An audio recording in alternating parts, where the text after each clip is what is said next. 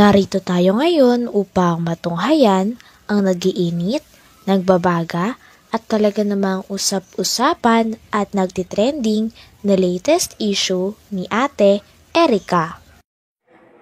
Sa pagpapatuloy ay narito muli si Kalingap Val Santos Matubang upang pag-usapan ang issue sa pagitan ni Ate Erica at ng kanyang pamilya, lalong-lalo na sa kanyang lolo na si Lolo Miguel.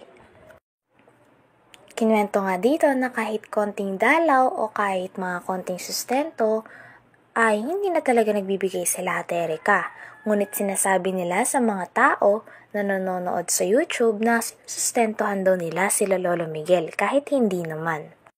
Nga, Paano ilabas? yung mga paninirang halimbawa na parang kami ay walang-wala nang nabili dito sa ano na ito, halimbawa yung tagay po ng tindahan, kaya daw po, yung ganyan.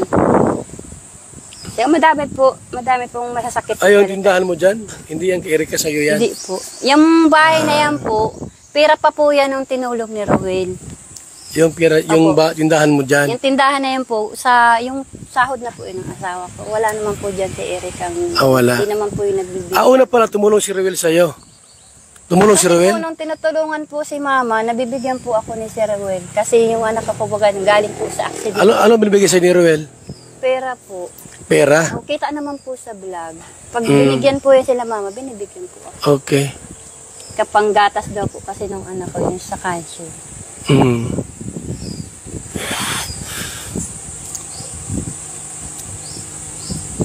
At least nabahayan na sila Erica. Meron na po. Bahay sila doon. Pero hindi pupunta rito? Hindi dumadalaw dito, no? Hindi na po. Wala po nung bagong taon.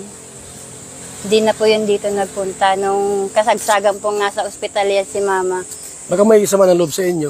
May nagawa kayo hindi maganda kay Erica. Para po sa amin, tiyahin. Ngayon na lang naman po akong siguro may sama ng loob sa akin kasi ako nag-video po. Ngayon, po. Pero kung kami po, wala naman po. Nadamay lang po kami dito kay Papa. Kasi yun po yung naging alitan. Kasi nung po kasing nag-ano po doon sila sa pera na ayaw nilang ibigay. At sabi naman kasi ni Erica, kung di naman sa kanya, hindi siya binablog, walang pera. Sa kanya ibinigay ni Rab yun. Sabi naman po kasi ni Papa, kung ganyan din naman ang ugali ninyo, kung gustong-gusto ng lula ninyo makakita, ayaw naman ninyong pagbigyan, ay magsarili na kayo. Yun po yung pinag-umpisahan po ng alitan po nilang mag-ako.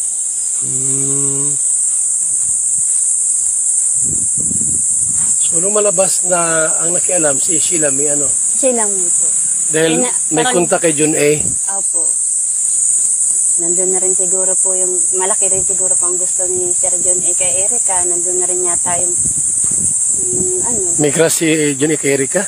Napansin mo? Ito nga ang isa sa mga dahilan kung bakit naglantad na ang tita ni Ate Erica sa lahat ng mga masasamang ginawa nila Ate Erica at ni Sheila May sa kanilang pamilya. Talagang sumusobra na raw at hindi na daw nila kaya ang pagkakalat nila ng maling impormasyon tungkol sa kanilang pamilya. Sabi nga ng tita ni Ate Erica ay sana hindi puro kasinungalingan ang nangingibabaw. Erica, kung di naman sa kanya, di siya binablog, walang pera. Sa kanya ibinigay ni Rab yun. Sabi naman po kasi ni Papa, kung ganyan din naman ang ugali ninyo, kung gustong-gusto ng lula ninyo makakita, ayaw naman ninyong pagbigyan, ay magsarili na kayo. Yun po yung pinag-umpisahan po ng alitan po nilang mag-ako.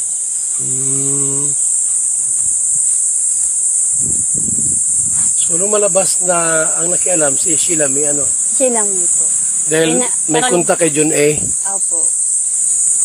Nandun na rin siguro po yung, malaki rin siguro po ang gusto ni Sir John A. kay Erica. Nandun na rin yata yung, May crush si John A. kay Erica? Napansin mo? May gusto po si Sir John A. kay Erica, pero si Erica po wala namang gusto. Kasi yun lang. Paano mo nalaman na? May lang talaga po yung, parang inaano po yung kapatid. Sinusulot-sulot? Opo. Ayun. Parang ginagamit si Erica. Ibig sabihin, may gusto si John A. kay Erica. Paano mo nalaman may gusto si John A? Nakikita Binata ba yun? Ang alam ko po may asawa yan eh. Ikaw John A ka ha? Salbahe ka ha? Asawa ka pala tapos may gusto kay Erika. Ngayon, ayaw ni Erika. Ayaw naman po ni Erika, parang nadala lang po dito sa kapatid. Kay Sheila May. Opo. May pagkatusos si Sheila May, no? May pagkaano rin. Opo. Kaya nga po yun yung inaano ko talaga, inilalabas ko. Wala sa aming pamilya. Nasa kanya, siya ang promotor ng lahat. Kung bakit Sa lahat ng nangyari problema, si Sheila May ang may problema. Ang gumawa ng ano. Opo. Ipagbawi ng pera mula kay Kalinga Prab, siya ang nagkontak. Opo. Sila po ang magkakausap. Hanggang doon kay lolo mo. Sila din po. Kaproblema dahil kay Sheila May. Kay Sheila May po. Anong mensahe mo kay Sheila May? Anong mensahe mo dyan kung sakali nakinigay sa atin? Sheila May, kung pasensya ka na kung nagawa ko ito, siyempre bilang tita mo, siyempre kahihiyan din namin. Pero hindi ko na kaya yung mga ginagawa ninyo. Tapos na, napabahayan na kayo, meron na kayong pera. Pero hanggang ngayon, ginagamit pa rin ninyo yung lola at lolo nyo. So paano parang ginagamit? Yung mga i-lover po. Dahil nga umalis na si Ate Erika sa Kalingap at nagsinungaling siya na kunwari ay uunahin niya ang kanyang pag-aaral kahit hindi naman, ay lumipat nga si Ate Erika at may mga nag-vlog sa kanya na grupo ulit ng mga vlogger. Ito nga ang mga e-lovers. At isa din to sa kinasasama ng loob ng tita ni Ate Erika dahil ang mga pinagsasabi ng mga e-lovers ay hindi naman totoo. Sinasabi nga doon na nagsusustento sila at maayos pa rin ang pakikitungo nila Ate Erika sa kanilang pamilya kahit hindi naman. Pero hindi ko na kaya yung mga ginagawa ninyo. Tapos na, napabahayan na kayo, meron na kayong pera. Pero hanggang ngayon, ginagamit pa rin ninyo yung lola at lolo nyo. So paano parang ginagamit? Yung mga i-lover po kasi, parang gusto pa po nilang palakasin si Erika. Gusto pa nilang kuhain si Papa gawin patangina na magsan-ayon na lang kayo sa ganito, ang gagawain namin.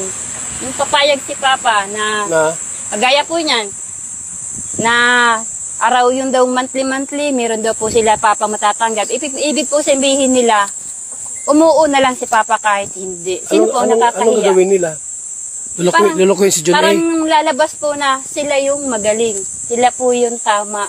Pero wala mong binibigay kay Papa mo na pera? Iyon na nga po, yung kinakasama po namin ng loob. Wala mong binibigay na pera? Tapos po kung ano-ano po yung mga sinasabi ninyo na kami ay mga gutom na aso.